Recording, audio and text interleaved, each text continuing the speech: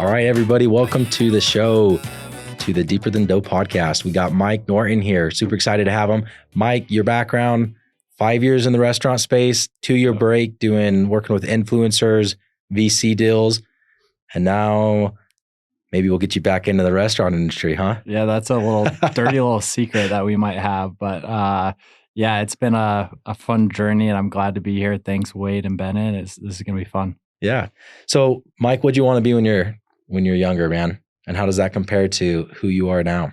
When I was younger, I wanted to be a lot of things, but heart surgeon was one of them. I actually went to BYU pre-med, made it all the way through organic chemistry, realized that being in a surgical room, you didn't get to control business, and I needed something different. I have extreme ADHD, and so when I focus on a problem, I can do it, but I have to have some variability. And so for me, I just realized like I couldn't have the impact that I wanted to. So I shifted over to dental and then realized I didn't want to be a dentist because I'm not as artistic, and then thought about owning them, but realized like Wait, why do you need to be artistic to be a dentist? So gotta create the teeth. Yeah, I gotta create the teeth. Yeah. Really? Yeah. It's not just like molds? No. So you can do CAD drawings and all these different things, but it's all like to get the right curvature of the tooth, man, that takes a special person. My father-in-law was one of the top in the world, and I saw him do it. I was like, wow, can't do this. I didn't get that. I got the creativity side from my mom, but not the artistic side. Yeah. The hands-on carving it out. Actually creating. Dude, so I did pre-med too, man, but I didn't take organic chemistry. That was like, I had one more semester. Oh, bless your soul. And I did take that. I did OChem. I mean, not OChem. I did the chemistry 1 and 2, something else, some biologies. I don't know, man. I didn't like it. They're fun. Just kidding. I remember learning the chemistry of how conditioner works and how it binds to your hair to make it feel better. I'm like, that's cool. Now I'm going to think about that when I condition my hair, which I never do. Do you guys condition your hair? No, never. Don't have enough time. All right. I didn't know if it was just me being a pig. It works though. You're supposed to. Now that my hair is longer, I got to figure out what to do with it. Yeah, man. So, and then what? You sorry, I cut you off. You the dentist, no. Heart surgeon, no. Yeah. So, well, actually, I think taking it back a step, I played lacrosse in high school. Okay. And probably a little secret that nobody knows was my mom actually wrote my application letter to BYU. Okay. I had gotten accepted to UDEL and a bunch of other schools back east, and she's like, no, you need to go check out BYU. So she wrote my application. I got accepted, ended up going and playing lacrosse there. That kind of went down the rabbit hole pre-med, but realized that I needed to be on the business side, and I actually got rejected from every program except entrepreneurship because I was partying and with lacrosse. I think I had like a 2.1 GPA going into and applying to the business school. And so that's where I landed. And it was how to solve problems, how to bring people together, how to rally behind an idea. And that was just where I thrived. So I think that that answers it. No, it's cool. Answers the question. Like, that's where did you grow up? Did you grow up in Utah? No, I grew up in New Jersey. So why BYU? Part of it was a culture. Part of it was I have family out here, so I was able to come out here every summer and just kind of fell in love with it. BYU, were you raised in that religion? Yeah. Okay. So I was raised LDS, and I still observe and still go to church every once in a while. And part of me is it's created such an amazing community. Like you can't find a better community than what the LDS church has fostered. Yeah. Sweet, man. That's a good. Okay, and then CRISP. I wanted you to get into CRISP a little bit as well. So while doing undergrad, there was a company that popped up in the Valley everybody knows called Podium. So the first tech company that we started, myself and Zachos, who's running it now, started Ovation, which was basically guest feedback in restaurants. And it was like, how do we capture all this data? But we went into all these different verticals from automotive to dental. And restaurants was like one that we never expected, but it kept pulling us back into because we were getting so much more data from customers. And for every like 3 dental patients, we were getting 15 to 20 different customers at a restaurant. We're like, what is happening here? Wait, say that again. So like people interacting with the service in a dental office, they might only have 5 to 10 people or patients, and only 3 people actually fill out this feedback form. Got it. But in a restaurant, you're servicing hundreds of people a day, and they're super eager to give feedback. And so all of a sudden, we were capturing all this data of people wanting to give feedback. So we had a rating system. If you rated a 9 or 10, it sent you to Google, Facebook, or Yelp. Anything lower was sent to the manager so they could fix the experience. And that was the first foray into restaurants, and learning how they operated. Is that a good platform? Should we be using that? Yeah. I was on Zach's podcast. Yeah, no, Ovation's great. I'm like, dude, we need to talk about that. I forgot where we were at with it, but we need to get some reviews, some feedback. Dude, it makes a difference when people are looking and trying to discover things. Having the right listings, having the right reviews, especially if you can put people in a place where a manager can fix a bad experience, you can't put a price on that. Like, you give somebody a free cookie, you give somebody a free drink because they had a bad experience, you instantly won them over. And there's more that we could talk about that down the road. But I mean, if you ask anybody as far as like what they remember from like Chick-fil-A, they're always remembering that free ice cream cone that they got for messing up an order or something. That's just magic sauce. Oh yeah. Cool. Oh my gosh. Did you hear that? Yep. I almost broke this chair just by straightening. I'm too fat for this, man. It's a journey, right? It came back just a little bit. ADHD. That's why I wanted to go. My goodness. Like, I feel like I'm self-diagnosed ADHD. Are you diagnosed, or just like you're an entrepreneur? So ADHD? I've been on, we can go down a rabbit hole here, so you let me know, but diagnosed when I was probably 7 years old. Talked to my mom about it. And I've been on Adderall, Ritalin, Vyvanse, you name it, over the years. It's a battle and a struggle for anybody. But I think what it comes down to, whether it's like creating really good environments, I think also ADHD manifests for people differently. I think some of it could come from, and I hate using the word childhood trauma, because a lot of the time as a child, we don't know what we're confronted with. So for me, and what I realize is, my dad had a certain way of like operating in problems, and I disagreed with it. So we had a lot of conflict. So I manifested, I didn't see it as loving. I saw it as controlling. Yeah. And so for me, I had a lot of challenges there. And so a lot of it was manifested through ADHD and how I controlled things, how I operated. I think I want to chime in there with the trauma. I've stayed away from that word, like trauma. No, I don't. I've stayed away from it because I felt if I or somebody I knew, let's just say me, if I have trauma, I'm ungrateful for the life I've lived because I've lived a great life. And in therapy, this was just a few weeks ago, and he's like, no, this is how I define trauma. Who knows what the actual definition is? And he goes, think of any experience. And as you think of that experience, if you feel any emotion, that's an unprocessed experience, and that's trauma. And I'm like, oh, well, I have that. Yeah. I think everybody's got that. And then we started going down that. And that's what I first started doing this, what's the I thing? You know what I'm talking about? It's about crossing. The rapid eye movement. Yes. Stuff. Yeah. Yeah. You know what I'm talking about. And we did some of that, and it was super cool. Anyways, but that I've always grown up with that. Like trauma, I'm not going to talk about trauma.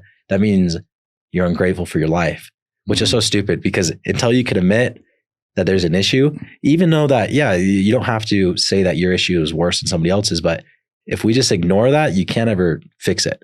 Yep. So that's something that like literally within the last few months, I've been like retraining my brain on that word and my relationship to that word. And I think everybody has their own definition of trauma and what it means. And it's there, right? And everybody has it, and you have to be welcoming and opening. What I've to that point, what I've tried to reframe my viewpoints is life happens for me versus to me. Yeah. And to everybody that can mean something else, because everybody has different forms of trauma, and I cannot discount that. My wife has trauma. People I know have trauma, and it manifests outwardly in different ways. And that's their reality and their perception. All we can do is be loving and just listen to them. Because a lot of the time, like you're saying, it's unprocessed emotions. How do you be there and support? That's the number one thing. Another question I had going on the ADHD, these different medications, how do they compare, and the pros and cons for you? And then the follow-up question is, because I know we've talked about this off the show, is psilocybin and microdosing. Yep. what's your experience with ADHD medicines? Have you been prescribed or? I haven't, but I did start microdosing maybe a month or two ago. Mm-hmm. And I don't know if I notice a big difference. Got it. So I don't know. Maybe it's because I don't know. You gotta up that microdose. You gotta start just dosing. Yeah. I don't know, dude. I don't want to be walking around. This is like a little capsule and you take one every third day. And I think it's 0.15 milligrams. 0.15 or 0.2. I know my brother did it. He's an engineer and he like logged it. Mm-hmm. I mean, being the engineer, you know, like how I feel every single day for months and months. And he was taking, I think 0.2 or 0.25. He was taking a little bit more. Yep. So maybe, I don't know.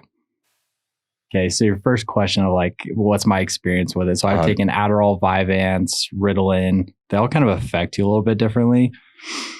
Adderall is really great for kind of the everyday like use case of ADHD. It'll kind of help ease the dopamine hits because everything that ADHD has to do with is dopamine. Mm-hmm. How do you regulate that? For me, I have a hard time. And is it the lack of dopamine? So you're searching? Dopamine's still there, but it's how do you process it? So it helps dopamine receptors. So do you follow Andrew Huberman? Yeah. That's where I got that from. And she said it wasn't like proven, but it's been associated with that, a lack of dopamine. So the ADHD, and I could be completely off with how I understood it, but you're searching for these different dopamine hits. Correct. Because it's not present there, or it is present there, and how you're saying is how you're processing it. And that's where a lot of other stimulants or things that provide dopamine seem to help. And he was relating it to cannabis use. Yep.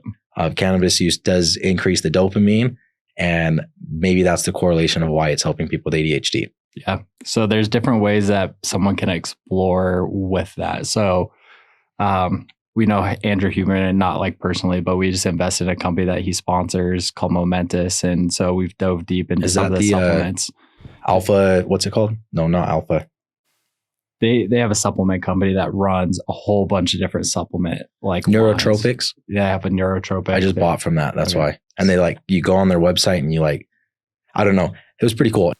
We invested in one called Momentous, but basically the different ADHD drugs can help regulate those dopamine receptors or dopamine intake. And so for me, it was always a struggle, whether it was like playing sports or it was how to focus in the gym. How do I also go to the library and put 8 hours of studying in? And so, you know, growing up, I was always told that I had to take Adderall or Ritalin to be able to perform. And so it's kind of this vicious cycle that you can get into where the more you take, your body becomes more used to it. And then you have to keep upping your dose until you end up like kind of collapsing in a way of like you need distance from it. And so I've taken it my whole life. To give you a perspective of like what was kind of my wake up call with everything was during my startup at Crisp, I was taking 60 milligrams of Adderall a day plus almost 1,000 milligrams of caffeine, which is like... Okay, I know caffeine, that's a shit ton. It would put anybody over the edge and make them Tell me what the dosage is of, did you say it was Adderall? I was doing like 60 milligrams a day. Well, what's like an average dosage for someone that's been on it for 4 or 5 years is probably 25 to 30 milligrams. What was it? The energy that you're going with the caffeine or the focus?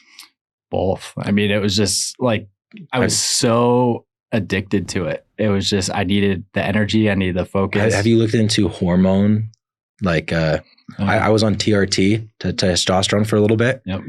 And man, my energy levels were through the roof. Yep. I felt great. And then I recently went off of it because I've been losing weight. Yeah. And when you take testosterone, it's like you're on it forever.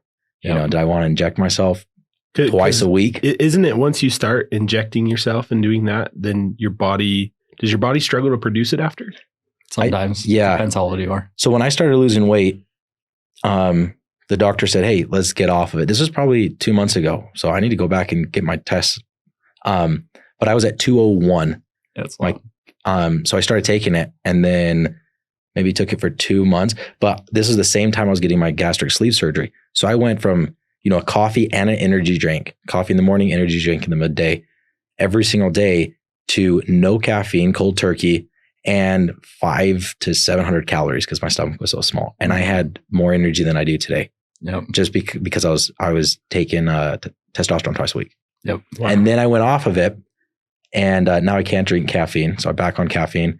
but I still take a nap, a 20-minute nap most days. Yep. So I'm like, man, anyways, she told me to get off of it 2 months, see how I feel. Let's test again. My levels went up to like 900. Yeah. And then who knows what they'll be at here in this next time we test. But anyway, just curious on that.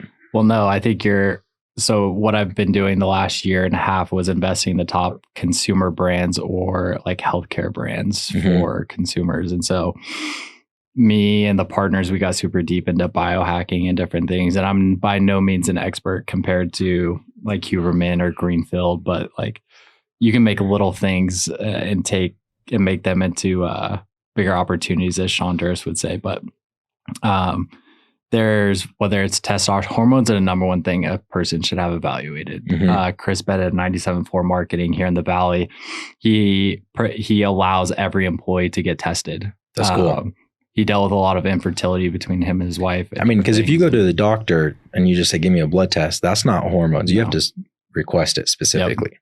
And it's not cheap. So for like access and the knowledge, like that's a whole different ballgame. But that I think is the first step anybody should go to when they're trying to evaluate their health and performance is hormones. Yeah.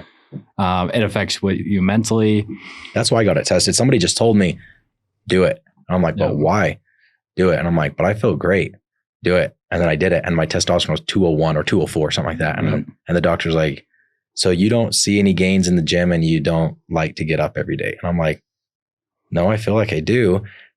So I was kind of hesitant, but man, I saw the difference. Oh yeah. I saw a big difference. And I went off of it. And within a few weeks, I'm like, man, I want a freaking nap. I went back to my naps. So before you go back on, I'll hook you up with a buddy. He has a red light company. Okay. You actually sit naked in front of these red lights and I like how you looked around. And you just sit there in front of the red light. It is supposed to increase testosterone naturally. Hook me up. So there's a couple of things there. How long? You sit there for 30 minutes a day, but you're supposed to be getting red light anyway. So now you're just sitting there naked and it's more natural. Okay. I'll have to find the studies, not proven, but I've heard a lot of people do it. So that's one thing that I got to test next. What gives you the most joy and fulfillment? When others win. That's the number one thing for me. And I think, growing up, I always had this vision of like, you need to have a million. Growing up, it's like, I need to be a millionaire or a billionaire. And then, when you're running your own companies and you're investing, there's so many different ways to make money. But if you're not doing it with people you like and they're not wanting to, why are you doing it? Yeah. I mean, a lot of millionaires, right? Yeah. Have you known anybody that said that solved their joy and fulfillment issue? No. It leads to more problems. Yeah. If you don't have the right basis. Leads to more freaking, that's why I'm getting into all this mental health stuff. Yeah. I'm like, millionaire didn't do it for me. Nope. Like it was fun to get there. And then I'm like, well, here, now what? I'll put a spin on that when, my second company, Crisp, which was a point of sale tech for restaurants. We were 3 years in. My first co-founder was let go by the board 2 years in. I was the third one to get let go 3 years in. I mean, talk about going from like millionaire on paper to now losing your identity and not knowing who you are. And how old are you right now? I'm 29. Okay. Turned 30 in 5 days. Guys. Yeah, man. Oh, nice. I turned 30 this year and we're all the same age. Yeah. I'm 2 months. December too. Yes, dude, it's a tribe. Yeah, the 29 tribe. Goodbye to the 20s, man. Yeah, we're getting old. So, I mean, what I was pointing out and asking your age is I'm grateful that this happened to me last year. So grateful. That I realized that I was on the wrong path because I was on the wrong. My path was $1 million, which equals XYZ's blah, blah, blah, blah, happiness. Right. And then I'm like, not that it made me depressed or I didn't like it, but it didn't make me more happy. Nope. And I'm like, crap, now what's my next target? And I didn't want to set my next target with a financial figure attached. Yep. I'm like, I'm not even in the right I'm not playing the right sport. I need to change games. And that's what I'm still trying to do. Well, I think that's a good point that, nobody really tells you how much you have to make to actually be happy. If you're making, 100 to 150K a year, you can live like a great life. I've heard that. And this study is a little outdated, but it was like 70 something thousand. After that, your happiness doesn't increase with money. 100%.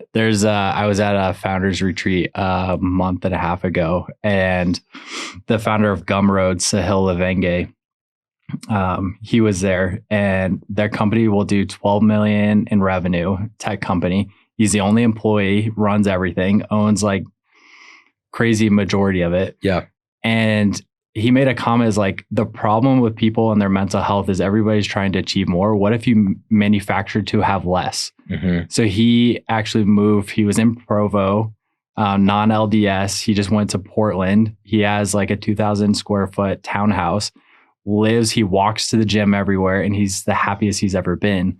And he's just like, everybody tries to maximize for more money to increase their lifestyle. But what if you just cut everything back and then you could extend your runway? Yeah. And I was just like, no one's thinking about that. Well, they say that it's not necessarily how much you make, it's how much you spend. Because if you spend, if you make $5 million, but you spend 4.9 million, you don't have as much freedom, financial freedom, as the guy who's making 200,000 and spends 50,000 of it. Exactly. Right? Exactly. So it's just such a huge difference there. As far as like I'm just curious to know, as far as millionaires, successful businessmen that you've known, what's like the difference you think in the ones that you feel like are truly happy? I'd say like the first thing that comes to mind is emotional intelligence. Anybody can win on paper, but the people that are really winning are in their home life. If that's not there, you're miserable. I mean, you can people hide things really well, but a divorce hits and somebody gets wrecked. I mean, I've seen that all too often. That shatters a lot of like people's superpowers in a way from their creativity. Which is crazy because as entrepreneurs, don't we all do it for the family? Yep. And then you do it and then you lose your family. I mean, I just came back from Destin, Florida last week, and there was 2 guys, one of them 35, the other one, I don't know how old he was, maybe 40, been married 16 years, has 5 kids, just got a divorce. And now he's like, what do I do? It's sad. Yeah. And it's like but there's these masterminds, it's just full of entrepreneurs. Yeah. And, but no, I mean, I'm doing this for you guys, I'm doing this for you, wife, I'm doing this for you kids. And it's like, they don't freaking want that. I was beginning to be a doctor for my wife. And then when I told her I dropped out of school, she was like, I didn't want you to be a doctor. I'm like, what? I was doing this for you. I held on this line for so you. Relieved. Yeah. She's like, well, why would I want you to be a doctor and get into a bunch of debt? And I don't see you till you graduate med school and you're done with your residency. And even after that, you probably work super long hours. And this was because we were doing the summer sales life, right? Yep. 4 or 5 months of the year, and then we were done. So anyways, but I just lied to myself because I didn't communicate with her of like, is this what you want? I just told myself that's what she wanted, which is, just a lack of communication, which is funny from a salesperson that I'm supposed to be a good communicator. And I just freaking butchered it. I think we're all learning that, right? Yeah. So my wife, she, her great uncle is Stephen R. Covey, 7 Habits of Highly Effective People. And so it's her grandpa. My wife's grandfather is Stephen R. Covey's brother. And he was involved in 7 Habits and Franklin Covey and all that. He was also a professor at BYU for a while. And he's like, man, if I had $1 for every single time I talked to a BYU student who said, I want to become successful to serve in the church and to spend time with my family. He's like, that's why he would say, that's why I want to make a lot of money. That all these students are saying, that's why I want to get rich, is to do those 2 things. And he's like, if you're not doing those 2 things now, why are you going to want to do it after you make millions of dollars? I mean, is that really going to, all of a sudden you're going to flip a switch now that you have millions of dollars and you're going to suddenly have this overwhelming urge to do those things? Yep. And it really is just, it's the balance. It's the balance in life. So for you, I mean, you're married. Do you have kids? No kids. No kids? Well, I was a 3rd grade teacher. So I say I have 32 kids. Always. Where does she teach at? North Point Elementary here in Lehigh. Okay, cool. Dude, that's awesome. I did some teaching in elementary after school program, science. You did? Yeah, that's man. awesome. I had no idea. Boys and Girls. What was the program called? It was through the Boys and Girls Club.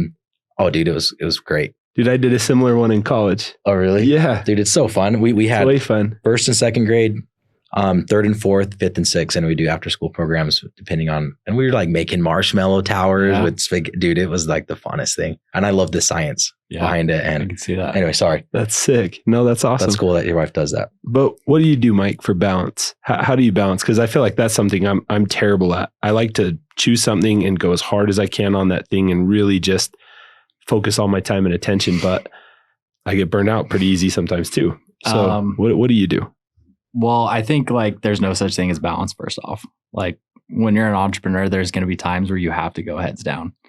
heads down and grind. I think for me, I've been finding, and my wife would check me, but like you have to take time for yourself first. Like that's been my big moment, whether it was like going back to the ADHD medicine or what I was intaking in my body to either perform more and getting centered. But none of that matters if like you're scatterbrained or you can't perform or you're on edge all the time. Like, so the first question I always say is like, are you finding yourself? Mm-hmm. Like, if you know where you're at, are you grounded? Are you taking time to exercise? Are you taking time to write or journal, get your head clear? Then you can start incorporating time for your wife or your family. And that's the second most importance. But I think it's also like what's meaningful to them. So I could spend all the time at home, but my wife will chew me out and say, dude, I don't feel seen or heard. I'm like, what does that mean? It's like, I could spend all the time and I'm still learning that though. We're like both laughing because we probably heard that. Oh, before. yeah. And so it doesn't matter what balance is. Like she could literally, I could not talk to her for a month, but if she feels seen and heard, she's winning. Yeah. And so that's all something that we have to unlock and really like pay attention and just be there. And I think like at the end of the day, you know, one of the learnings from my last startup is like put the right people in place, let them operate, but then you got to take care of you so you can be a leader to show up for your team and your family. If that's not there, that's scary, dude, because you have to let go to do that. But when you do, man, I had this conversation yesterday. Me and my wife, we went to Lion King up in Salt Lake. Yep. And we had some Korean barbecue after. It was freaking bomb. But I saw the story. It looked good. Yeah, it was good. Looked really good. But I mean, a great date night because usually we do dates every Friday, but I was out of town. So we pushed it to Sunday.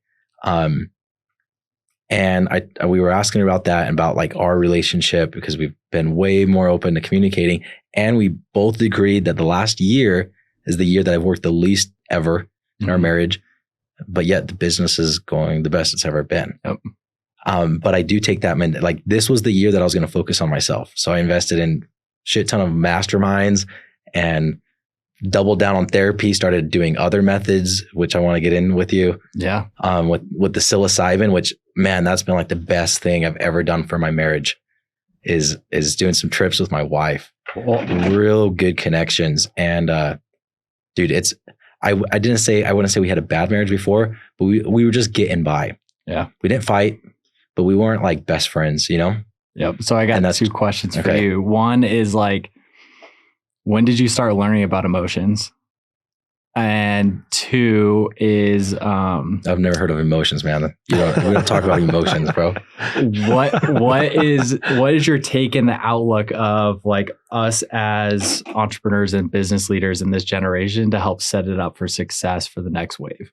And by that I mean is like as we take on investor capital or we have our own funds, how much of those funds how much should we be using to exemplify like personal care for us as business leaders. Mm-hmm. And so our teams can take benefit of that too. So those are two questions. Is like, when did you start realizing and identifying emotions? For me, it was like within the last few years. Me too. I went back to a circle chart, mad, sad, glad, and happy.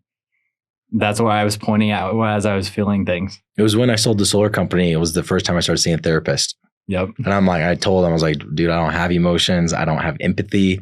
That's an issue in our marriage because I can understand her, but I can't feel her. Yep. Take some mushrooms and you feel some shit, dude. That opens things up right away. And I realized that it wasn't that I didn't feel emotions. It's just that I blocked them off because I wasn't supposed to. And so I just went to this, I was telling you guys about this mastermind that I just went to last week. And I'm with my sister-in-law and we're eating dinner. And because it was my brother that was hosting the mastermind. There's maybe 12 of us. And I'm actually explaining a psilocybin trip, that how it was with me and Ileana, my wife. And I'm freaking at this table. This is a guy who doesn't cry, who doesn't have emotions, freaking crying in front of 12 people at a public restaurant. Love it. And it was funny because like I'm explaining to her and then I just like stopped and I like smiled, but like it was coming and I like giggled a little bit. And she's like, "You're going to cry, huh?" I'm like, "Yeah."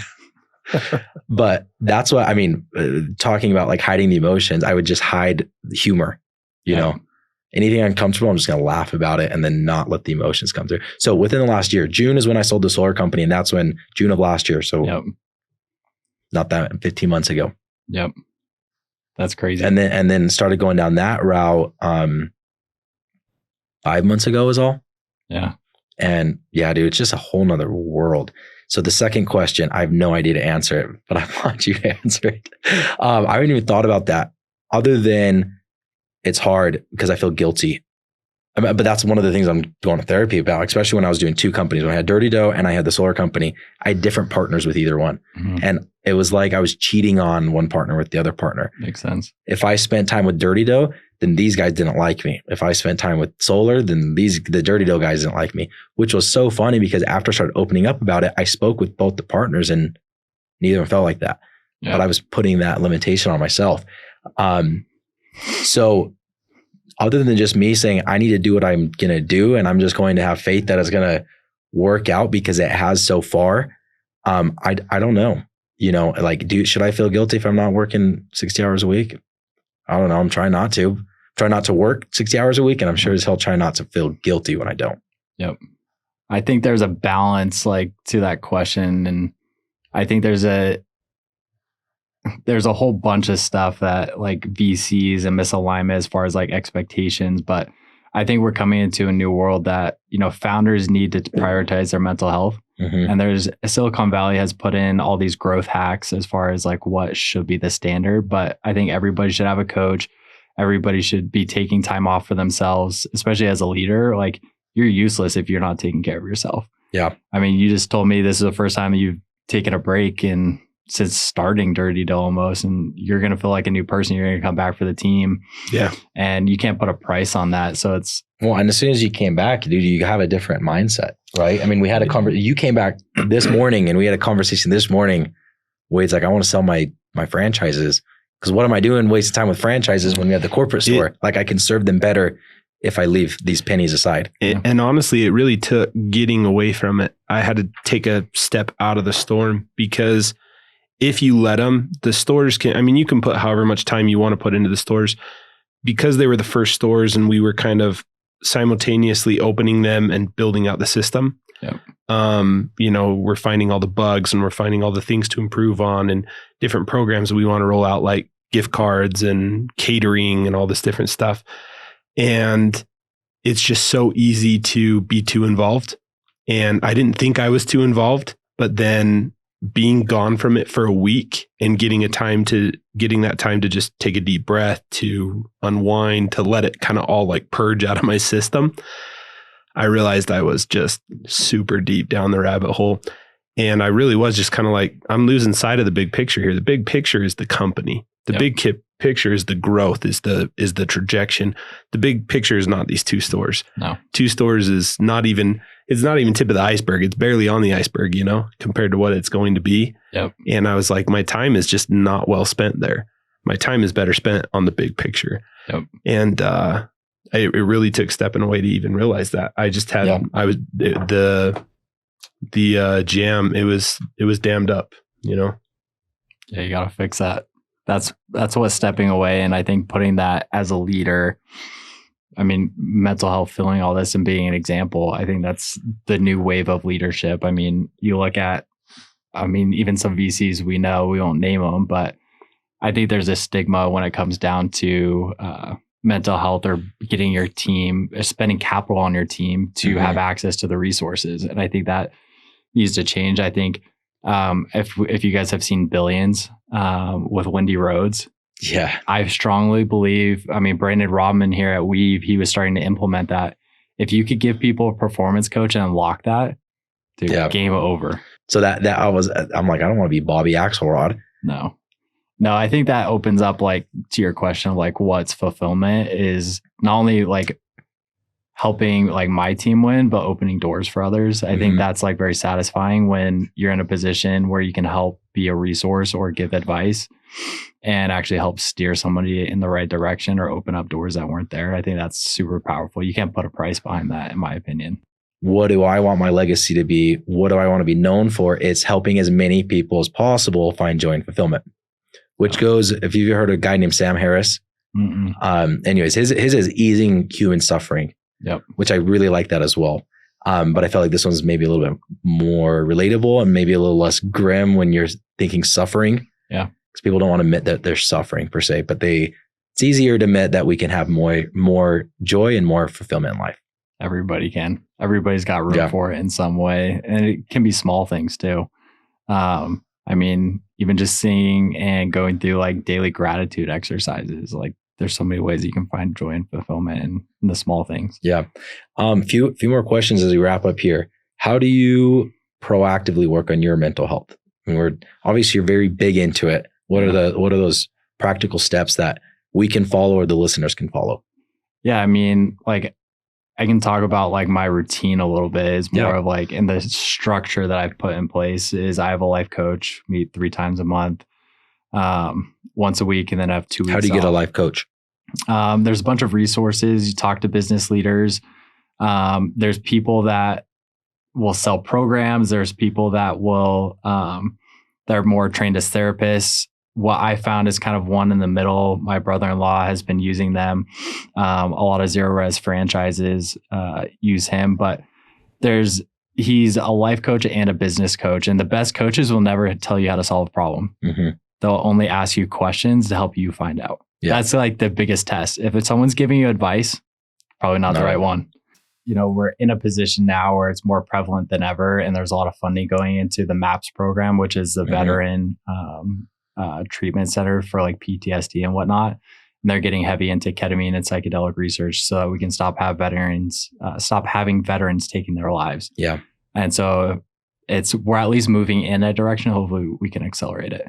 Yeah.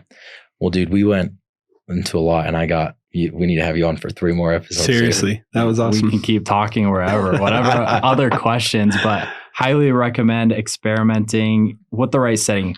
What I always say is like, always have an intention. And I'm sure you've you have to write down your intention. Have an intention and don't abuse it because there's a lot of power that comes from it. If you see it as like a sacred way to tap into, another state of consciousness, I think that's when you're going to have your best breakthroughs. So like when you talk about mental health, like taking away from business or working less to dive deeper. I mean, you guys are the experts, right? And if you had more time to tap into that theta state, where you're getting more insights and bringing that back to the business, like you can't put a price on that. Yeah, am I going to be more valuable serving cookies or focusing on myself as a visionary of the company? 100%. Yep. We'll leave it at that, man. Done. That's good, man. I appreciate you being on, Mike. Everyone. Yeah, thanks so much. Thanks for listening to another episode of Deeper Than Dope podcast. Please like, subscribe, and tune in to further episodes. That's it. I hate that part. You're getting dang good at that, man.